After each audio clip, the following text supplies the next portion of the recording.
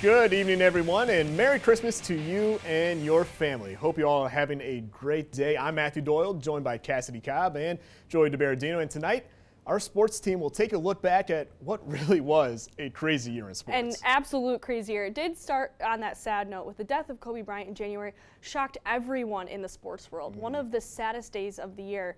But when February hit, we started to have some great days in sports. We really did. Especially here in Northern Michigan with the I-500 Snowmobile race on February 1st. Troy DeWald and Cataract Collision Racing started on the pole to begin the race at 10 a.m. As the day went on, the track got messy. Lots of mud and bad conditions on the oval, causing a few wrecks and some lead changes. The final 10 laps, a caution came out to make that final stretch pretty interesting, where Bunkie Racing held on to win the I-500 with all three riders of the number 74 sled, adding another victory to each of their multiple wins. And I was there to break down the race. It was a rough day here at the track. We were talking about the conditions all throughout the day, whether it was the snow coming down and then no ice being left on the track, and now it's this dirt gravel mix, and that makes it pretty rough to ride. But Bunkie Racing coming out on top at the end after those 500 laps with their anchor rider Aaron Christensen getting the win. It's a good accomplishment. Things go good here. It's a long day. It takes a lot of strategy, some luck, always some luck. But it's a long day, you know. You can't just race wide open from the start to finish. Things will never make it, you know. So you got to kind of play the cards a little bit. It's always unpredictable what's going to happen, you know. It's always tough to predict the weather, you know. But the track ended up really good for how much ice they really had. They moved it around, and it ended up really good. We had so much fun here at the I-500 this week, and you can rewatch all of our coverage on mysportsnow.com. In Sault Ste. Marie, Cassidy Cobb, 9 and 10 News. Such a fun weekend to relive, but Joey, that was the same weekend as another big event, which was the Super Bowl. Yeah, and this year Northern Michigan was well represented, a lot more than we normally have, which, Joey, that was pretty good to see. Yeah, it was a great game that saw the Chiefs come out on top in that one, and the Chiefs staff was Harrison alum Matt House. House was in his first year with the Kansas City Chiefs as their linebackers coach. The 49ers had two local connections as well. Mike LaFleur was their passing game coordinator, and he is Mount Pleasant High School alum. And Ogama Heights alum Anthony Zettel joined the 49ers in the middle of last season. And of course, everyone was excited to see all of these guys play in the big game. We'll all be supporting him, and I know Matt and the family will be supporting, and their family and all that, but hopefully we can come back with a win. We're really excited that he's getting that opportunity. That's something that any coach in the NFL hopes that one day they'll get an opportunity to coach in the Super Bowl. And we'll see if we get any more local connections to this year's Super Bowl. Mike LaFleur's brother Matt LaFleur has the Packers near the top of the NFC right now. Should be a lot of fun, and this year we had a chance to meet a lot of great athletes in our area, and we are taking a look at some of those really great stories. Yeah, for sure. We'll have that throughout the entire show, and this summer we had a ton of stories on the Lake Leelanau Rowing Club, who has some great athletes, and that includes Lila Miller. She competes with her teammates every summer, and she's blind, and it was great to learn more about her inspiring story. Those first few days are really, really tough. Bruce Miller's wife, Michelle, was just 23 and a half weeks into her pregnancy when their daughter, Lila, was born. She was born 4 months premature and spent 9 months in the NICU intensive care between Grand Rapids and Detroit. Detroit was primarily because of her eyesight. Lila was blind, and doctors even said she might never speak or learn to walk. When she was born, she was given very little to no chance to survive the delivery. Even then, after that, everything was going to be a struggle. But Lila beat the odds. She can walk. Whoa! Look at you, you're getting so strong. She can talk, and she's physically active. A few years ago, Lila came to Fountain Point Resort, which piqued her interest in rowing. Lay back, Lila. I was with the VIP group. It has visually impaired people. I was in an 8-person. But it didn't work out for me. Then I moved on to a training single. Then I'm in a racing single, and I'm in a double with different kids for LLRC. In 2019, she took home a medal in the U.S. Rowing National Championship. We have a lot of people cheering us on. My mom's on our LLRC cheer squad. She's the whistler. From birth, Lila continued to prove that nothing can stop her.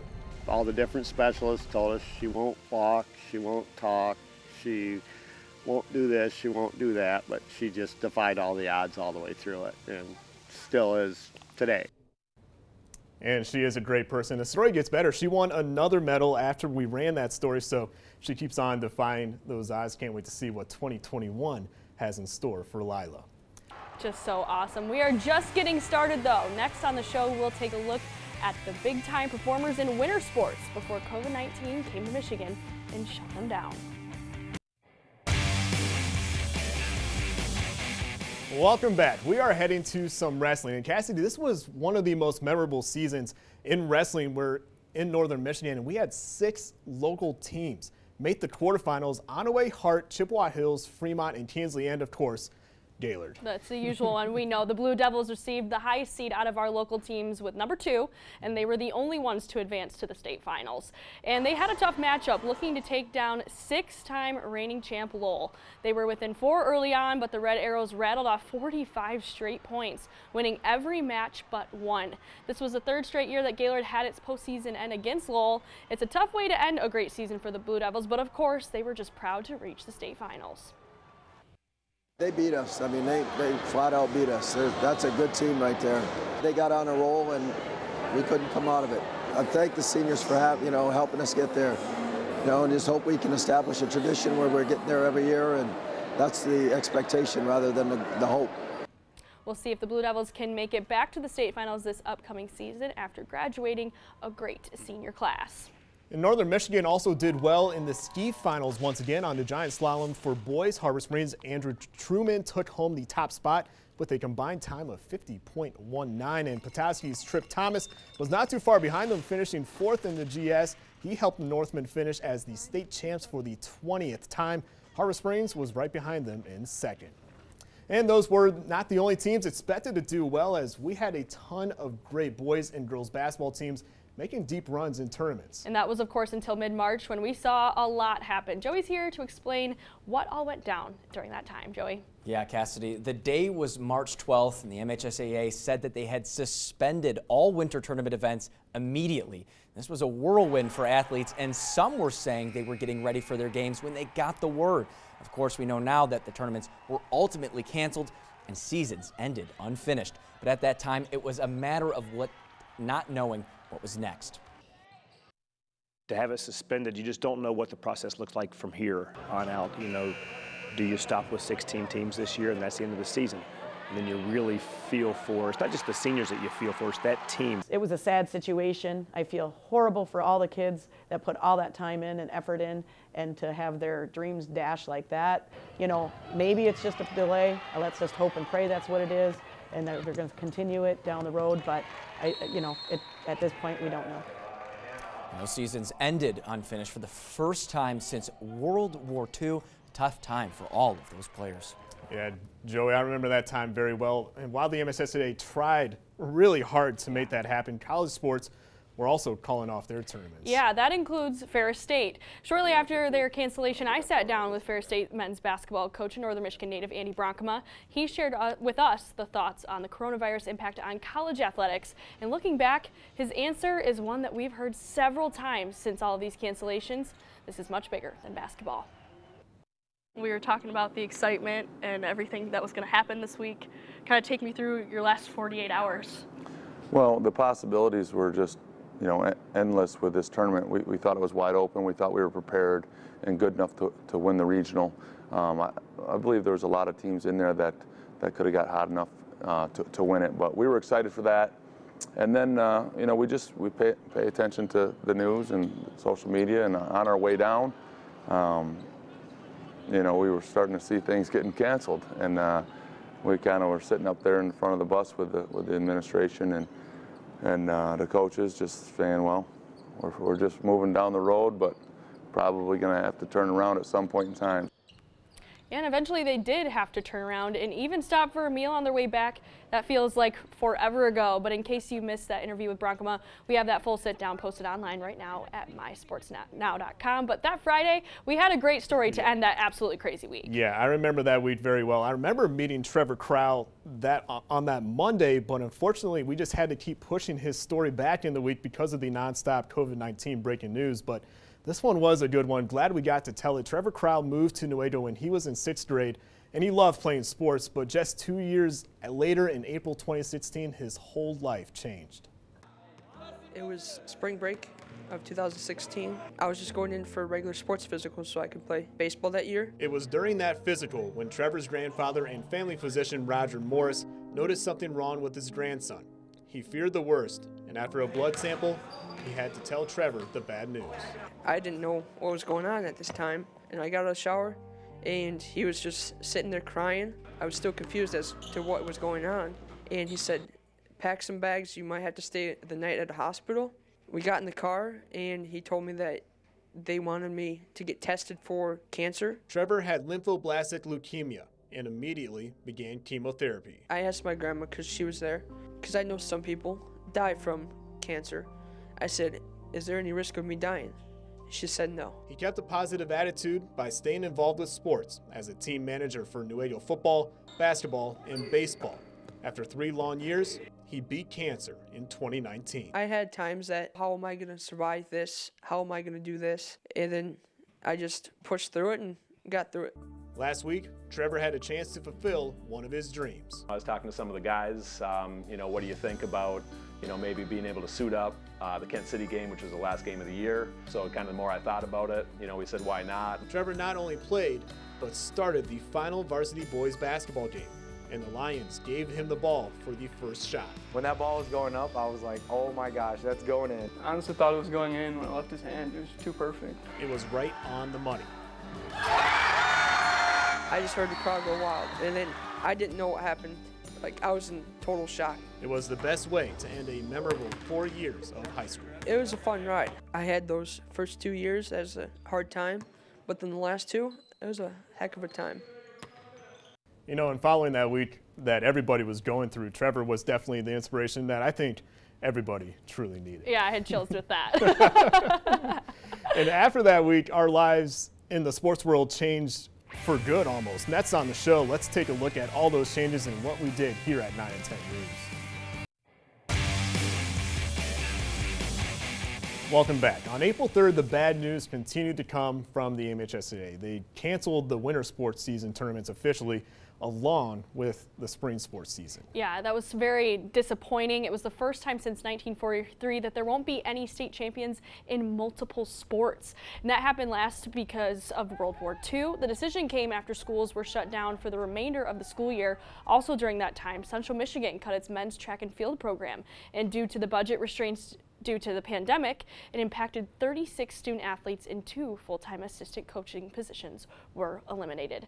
A ton of challenges facing sports teams and athletes around the world, as we saw. Yeah, and everyone, including ourselves, we're working to adjust and try and make the best out of every situation. And our sports department used this time as an opportunity to highlight senior athletes who had their seasons taken away from them. And during that time, we had more than 70 senior spotlights, and we had a ton of great stories that came from it. Yeah, also 2 local athletic departments had their great idea for their signing days. Traverse City West and Central typically plan their signing days around each other in order to give their student athletes coverage. And in April, both schools held their own virtual signing days. A combined 22 kids at both schools got to experience signing day over the internet. Look how fun that was. It was with Google Meet sessions. Traverse City Central had 9 student athletes signed to compete at the college level, while Traverse City West had 13 student athletes signed. Pretty awesome for that. And while we're highlighting the class of 2020, we are also taking a look back at basketball teams that won state titles for their Northern Michigan towns. Yeah, this was a lot of fun because the MHSAA was posting multiple games on their YouTube page, which made this all possible to showcase these games. We took a look back at teams from Mount Pleasant, Sacred Heart. Look how old that video looked.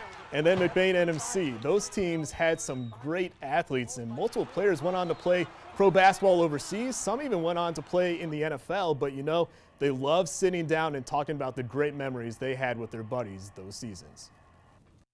Here we are, small town, Northern Michigan. They'd had a great year the year before and everything, but to win a state title and to walk away, 27-0 was just phenomenal. I mean, we created memories for our community, for our school, for ourselves, that'll last a lifetime. So I always thank the Lord for putting this all together and creating those memories. And you can check out all of those stories at MySports Now. SportsPartment.com. And one also fun aspect of the spring was following Elk Rapids alum Adam Troutman as he was involved with the NFL draft process. Yeah, that was so exciting to see that he did well in the Senior Bowl and the NFL Combine, and eventually found out that he got drafted by the Saints in the third round. So he had family in town with his teammates celebrating with him across the street. I remember talking to him after. It was so fun. He was originally recruited as a quarterback, but made the right choice to transition to a tight end. And after being drafted, he talked about the phone call he received, and here's his reaction. Just sitting there and you know, talking with my buddies and everything like that, and pick it up and I'm like, hello? And they're like, Adam? And I was like, yeah. And they're like, yeah, this is Mickey Loomis with the New Orleans Saints. Like, we're about to trade up here. And I was like, it was so like a big, like relief just kind of ran through my body and excitement. Loved that. Troutman has had a solid rookie season for the Saints as they are in the playoff hunt. And a great guy, glad he got that opportunity. Yeah, who knows? I mean, we talked about Super Bowl connections early in the show. Maybe he will be the one on the Saints and the upcoming Super Bowl. Meanwhile, Joey on the baseball diamond, the Pittsburghers were unsure about their season happening this year. Yeah, Matt, the Pittsburghers had a lot of hope that their season would start on time after Memorial Day, but that didn't happen. They had a lot of questions to answer first. Where would the players stay? How would they travel? How could they safely have fans come to games? Because of that, the Pittsburghers season was delayed for a month. But that didn't stop the Pittsburghers were being active. Their first major event actually occurred on what would have been their home opener in the Cherry Capitol. Even though they couldn't have fans in the stands, they welcomed them to Turtle Creek Stadium. We're looking back at Matthew's story on the Pittsburghers' virtual opening day. The Traverse City Pittsburghers should have played their first home game today, ready to honor the 2019 championship team. But instead, they held a drive-through ballpark lunch for their virtual opening day. I think the community would have responded very well to actually having baseball this year, especially coming off the championship year. But yeah, we're trying to make lemonade. Hot dogs, chips, drinks, plus manager Josh Rebent back in Traverse City. It had the feel of opening day at Turtle Creek Stadium. We're going to have some fun. We're doing a drive-through lunch. People can come get a proper stadium hot dog and some mustard and chips. It's exciting. Obviously, we wish we could be inside the stadium and have things look a little bit different this year, but right now we want to stay connected with the community, obviously, and our front office has done a really nice job with that. It was not only a fun day, but for a good cause as well. It's these frontline workers, it's the people at Munson and Meyer that really are doing the work to keep us moving, keep this society going. And so we just wanted to do something also to help those folks, give them some recognition. And so we're going to put together a couple hundred lunches, take them down next week, and we'll have a little party. As for the actual start to their season, that is still to be determined. Teams can start playing baseball in Bismarck, North Dakota next month. We have hope. That's the best way of putting it. We're optimistic that we're still going to be able to get some semblance of a season in, even if that's starting the first part of July or mid-July and going to the end of August maybe. It's exciting to know that people are starting to play. It raises your optimism even more, and we don't know when our start date will be yet, but I think there's optimism that it will take place. We will keep you updated on when the actual opening day will be here at Turtle Creek Stadium. In Traverse City, Matthew Doyle, 9 and 10 News. That looked like a lot of fun. And guys, we'll find out later in the show. That's not the last time we'll hear from the team this year. No, not at all. And even during a pandemic, they found a way to provide some safe entertainment for fans, which is what they're all about. Oh, for sure. And around that same time, our sports department had another great senior spotlight at Shepherd High School. Patrick Judge has always enjoyed playing sports, but a few years ago, he and his family found out that he had a condition that impacted his vision, but that didn't stop him. He's going through things that they aren't. He's overcoming stuff that they don't have to even think about. In 8th grade, Patrick Judge was diagnosed with a central vision impairment called Stargardt's disease, a heartbreaking moment for his family who tried to stay positive. You think of all the things that he won't be able to do, and what you don't think about is all the really cool things that he can do. Sports with balls like basketball, that became really hard for me, like depth perception and everything. Soccer, I've been playing since then, and I think I got good at that with my vision. One of his best sports is track and field.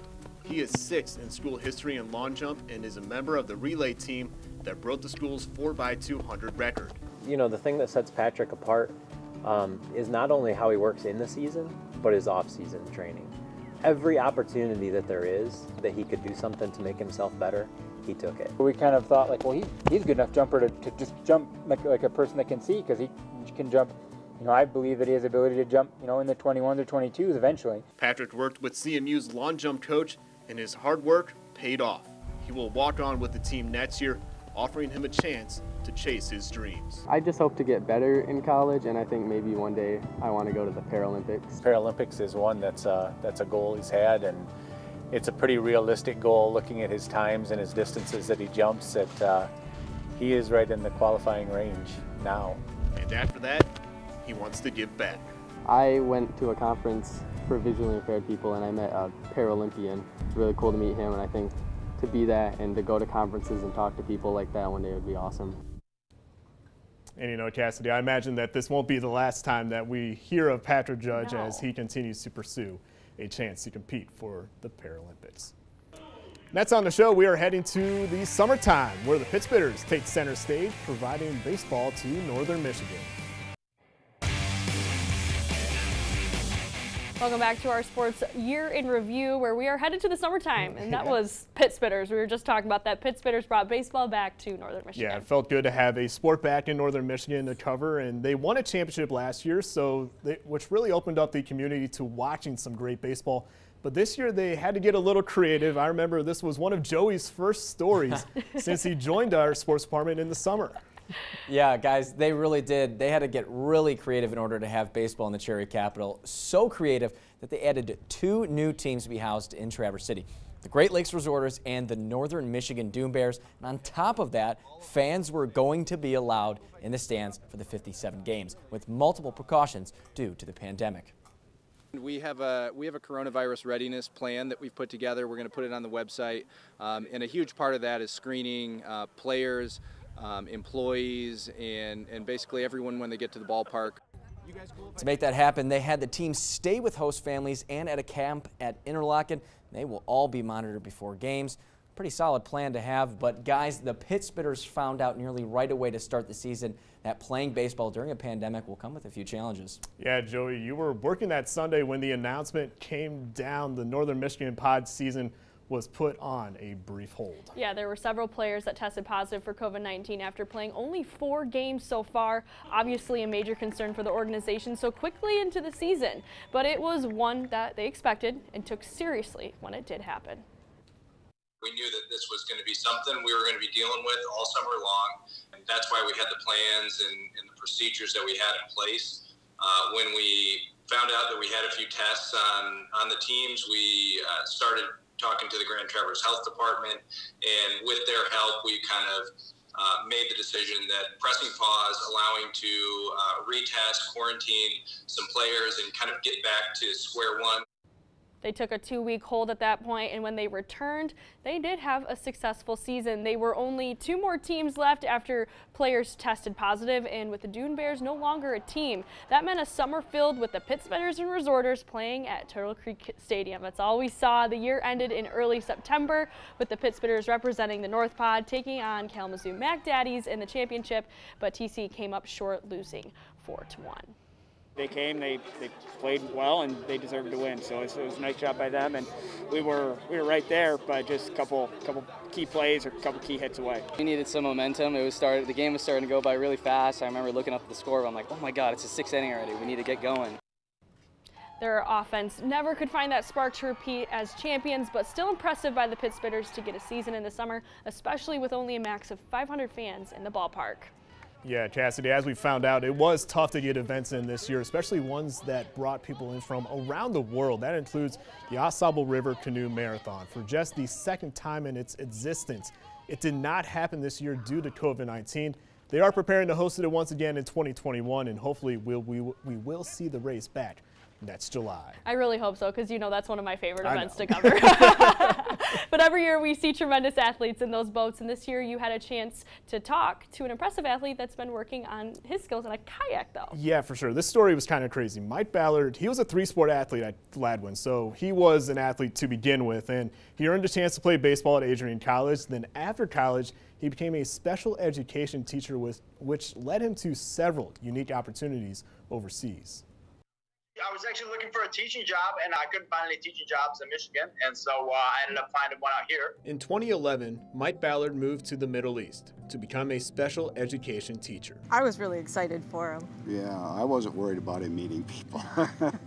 As it worked out, it took him only about 3 days to find a ball game to get involved with, and then he joined the rugby club over there. It was just a way to just get plugged into the local community and meet people. But this wasn't your typical drop-in sport. Most of those guys are retired pro players, so he was playing at a pretty high level. We had gone undefeated throughout the year, and we were playing in the Middle East Championship, so it was for the top club team in the Middle East. That championship was the first time Mike's mom saw him play rugby.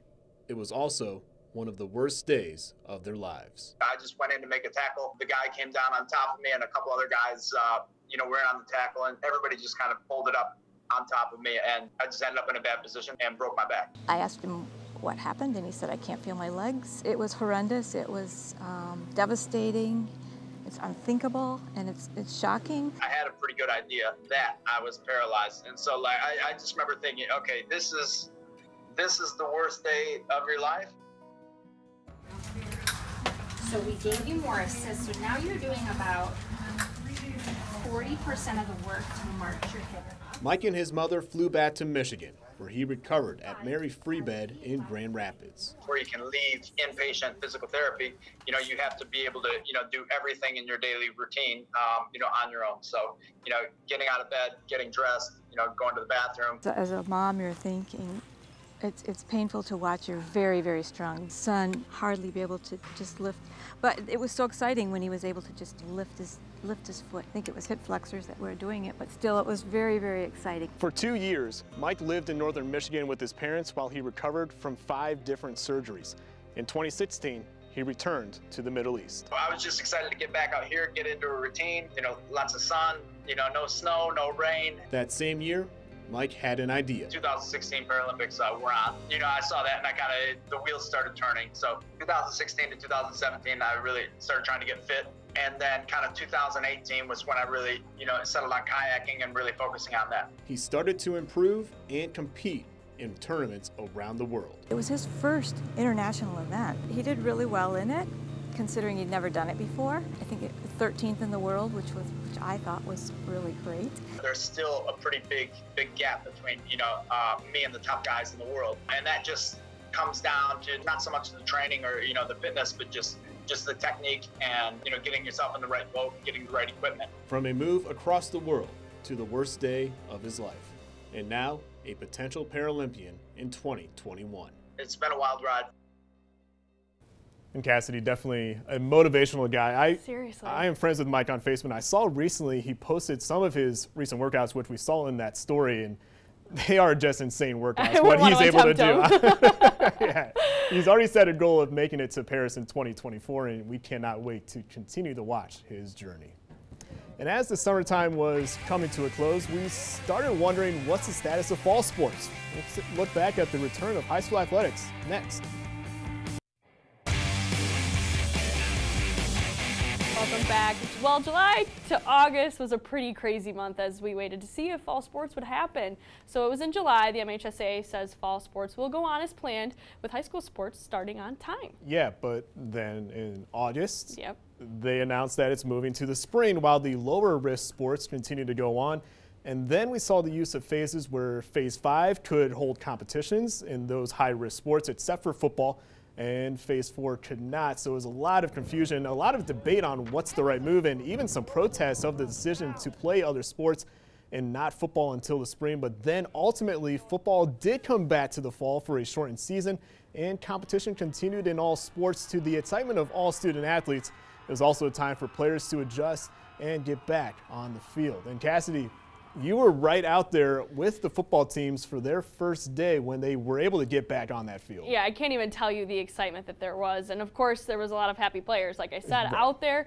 So let's take a look back at those players ready for their season to begin. What you're seeing behind me is what we thought we were going to be seeing all fall, empty stands and empty football fields. But with the latest ruling by the governor and the MHSAA, we are back to some familiarity and back to football, with players getting the chance to get out for practice for the first time today. Set, hit. There's nothing like it. It's football in the fall, Friday night lights. A fall without football is no more, as high school football teams got the go-ahead for competition next Friday instead of the spring. I can remember I was at work with one of my friends, and he comes running over and he was like, it's on, it's on. And I was like, what do you mean it's on? He's like, football, they just brought it back on. So we were all surprised. Even with all the changes, these student athletes have remained resilient and taken it all in stride. We got to do the little things right. This is just another little thing that really is a big thing.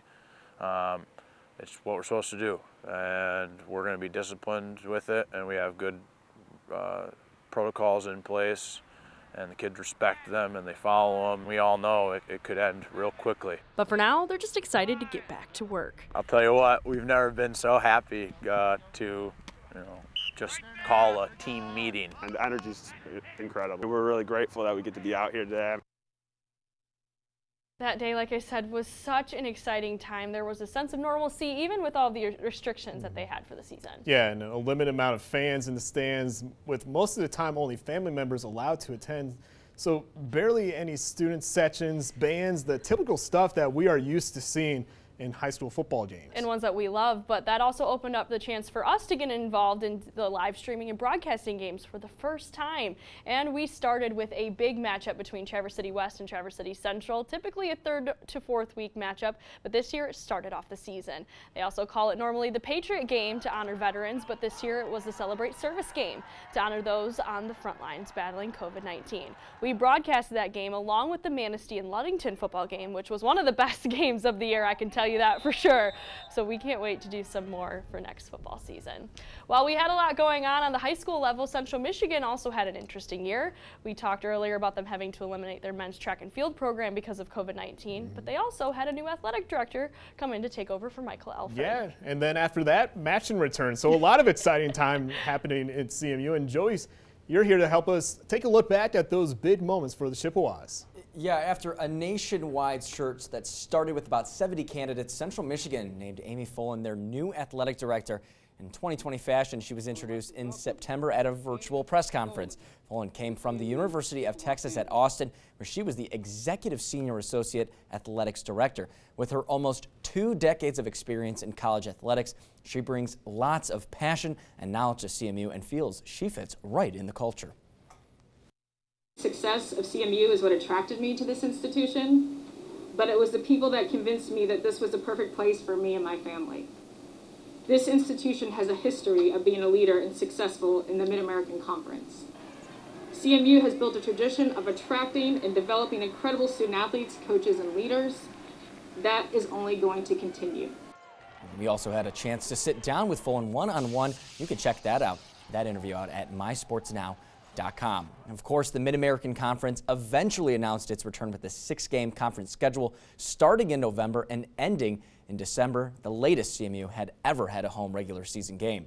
Overall, you have to consider Central Michigan's season to be a successful one, even though they didn't make the Mid-American Conference game again. They started the year with a thrilling victory over Ohio, where even the Lights decided to behave like 2020 by going out right before halftime. They also picked up wins against Northern Illinois and Eastern Michigan, but lost to Western Michigan, Ball State, and Toledo to finish 3-3. They elected to not play in a bowl game, but after a crazy year of college football where we have seen multiple games canceled, CMU managed to play all 6, a big accomplishment in 2020. I think that's probably one of the best things, the no cancellations. Right, yeah, that's a big time. Especially in the Mid-American Conference, they had a lot of cancellations as well. Yeah, the fact that CMU avoided that is pretty great. But during this coronavirus pandemic, people have been getting pretty creative with their workouts with the gyms being closed. Yeah, but one group of Grayling athletes took it to another level. I made the trip out to check out their new workout facility. It's not every day where you could be working out in the same place where there's a goat or a cow, but a group of local athletes have found a way to prepare for the college football season with workouts inside this barn. Eli told me he had a little bit of weights here at the barn, and then so I thought that was kind of cool. Nick Hunter earned a spot on the Michigan State football roster as a walk-on, and now he works towards receiving a scholarship. Well, there's always the underdog mentality that you're going to have. Try to get up to earn that scholarship because that helps out your family so much in every way. Paying so much for school, and then you get a lot more incentives when you're the scholarship player. But you really got to work your way up there. Working out has become a challenge with gyms closed due to coronavirus, so he and his former Grayling teammates created their own gym.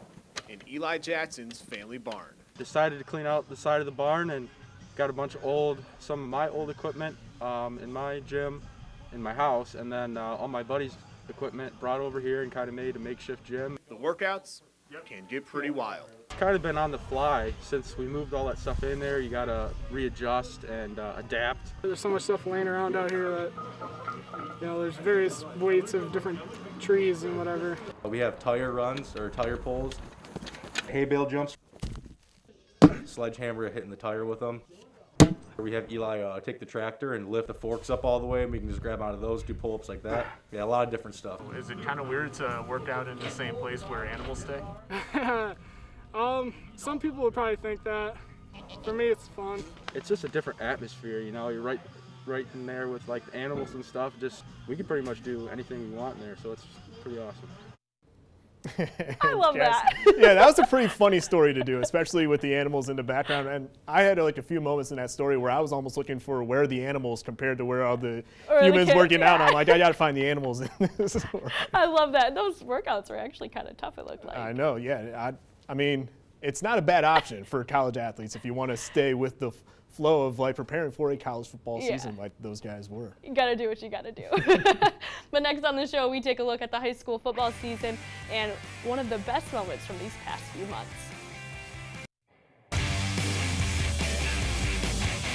Welcome back. As we continue our sports year in review show, we are taking a look back at the high school fall sports season.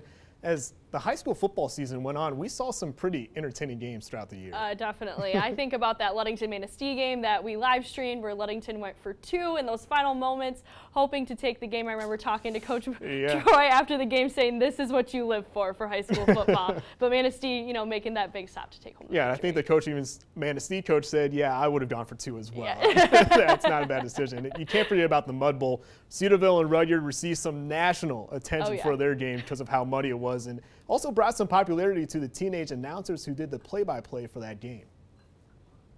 Lots of fun. All this publicity, it's been crazy out there. Last week, the Rudyard vs. Cedarville game caught the eye of the sports world because of the mud and snow affecting the game. It also gained attention because of the teenage announcers calling the game. It is muddy here. It was really muddy. It was hard to tell who was who, but eventually we just figured out the Cedarville players and the Rudyard players we kind of all know, so that's how we figured out who was who.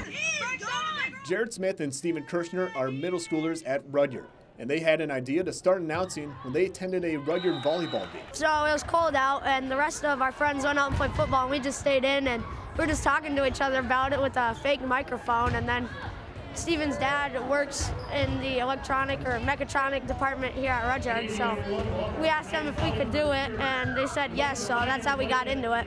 And they have been working on their craft when at home in front of their televisions. Yeah, lately my dad has been turning the volume off on the TV and making me announce for him. Yeah, my dad also makes me write notes on my phone during games so I know what to say. Tug it in the gun to the left. They have enjoyed the popularity of their game call, but at the end of the day, it's about enjoying the game. It's been lots of fun just announcing this season with my buddy Jarrett. And Cassidy, Jared, and Steven both said if all goes well in high school, they could see themselves pursuing a career in sports broadcasting. I think they're going to be gunning for our jobs. I tell you what, you love to see it. Hopefully we can someday have them take a trip down to see the station. We'd love to, when we don't have to obviously worry about this pandemic. And while some sports wait to continue, there were multiple teams and athletes that did get to take home titles. In boys cross country, Fremont won its 10th state title overall and 2nd in a row for the first time in program history. They also had Nathan Walker win individually, and Petoskey girls also won the title, with Emma Squires finishing in 1st. Benzie Central's Hunter Jones won the state title as well, and that was also Hart girls cross country team. It was a big year for local runners, so congrats to all of them. Meanwhile, on the soccer field, we didn't have any state champs this year, but one team came very close. Yeah, and Joey, you were at that game, and what a game it was. Yeah, it was a great game, and it was really nice to see the amount of fans that were there, and it seemed like sports were back to normal, but it was West looking to avoid making back-to-back appearances in the state finals, but not taking home that title. They played well against Detroit Catholic Central as all 3 goals were decided by penalty kicks. But unfortunately for the Titans, they were the ones on the short end of those goals. Catholic Central won 2-1 in a match that went to overtime. And of course for TC West, another heartbreaker in the state finals game, losing for the 2nd year in a row. Hard to find much positive, at least in the short term. But yeah, I mean, these guys are proud of what they did. I know they're sad to see the runner-up trophy again, but I know that deep down they're proud of what they did. And 10 years from now, they'll remember the bus rides more than the game, and they'll remember the team dinners and that kind of stuff. And that's what it's about. It's about the journey. Michigan has been well represented in the state finals throughout the last few years, so we'll see if we'll be covering another boys soccer team in the state championship next year. Definitely. We always hope to see our teams go far and see our local athletes succeed. Yeah, and we'll be keeping an eye on this upcoming year, hopefully the Olympics and the Paralympics. And one local athlete, Scout Bassett, had an incredible journey to becoming one of the top Paralympians in the world. And a big part of that journey happened right here in northern Michigan.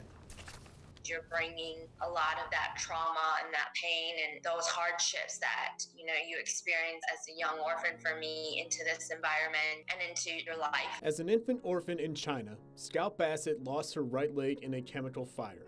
She spent her first 7 years in that orphanage with a makeshift prosthetic leg. It was made of leather belt straps and nuts and bolts that you would find in your garage. I mean, the foot was like a piece of plastic that was taped on with duct tape. Her life changed when a couple from the United States adopted her and brought her home to Harbor Springs. I'm really grateful for just the small town values and sense of community that I felt there, and the things that I've been able to carry with me the rest of my life have been so important from growing up there, and for that I'm truly appreciative. Bassett struggled to fit in when she attended Harbor Light growing up, but when she transferred to Petoskey her sophomore year, she started to feel more at home.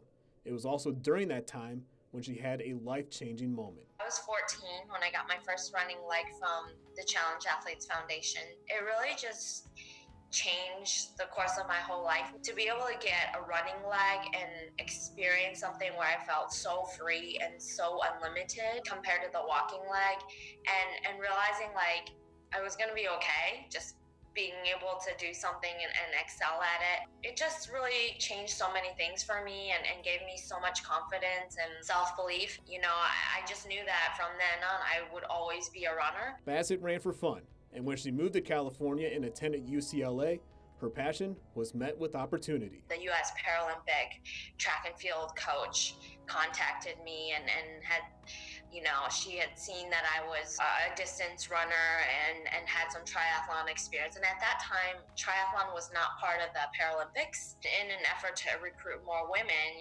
she contacted me about trying out for track and field, and I was like, sure. That decision led to becoming a Paralympian in 2016, with goals of improving in the upcoming Paralympics. She won 2 bronze medals in the 2017 World Championships, along with a gold medal in this past year's Pan American Games. And she believes her childhood challenges prepared her for this success. I wouldn't change a single part of my story, from losing my leg to growing up within this orphanage to being raised in northern Michigan. All those sort of chapters of my life were really challenging and filled with a lot of difficulty, but I have used all of it for good, and all of it has helped me to be the person that I am, has driven me to have the goals that I have now, and I think more importantly to really have the mindset of service, of giving back, of having an impact that hopefully is far beyond just me. And she has been working out in much warmer climates in San Diego this year in preparation for the 2021 Paralympics in Tokyo. And that's on the show. We will now look forward to what's ahead in 2021.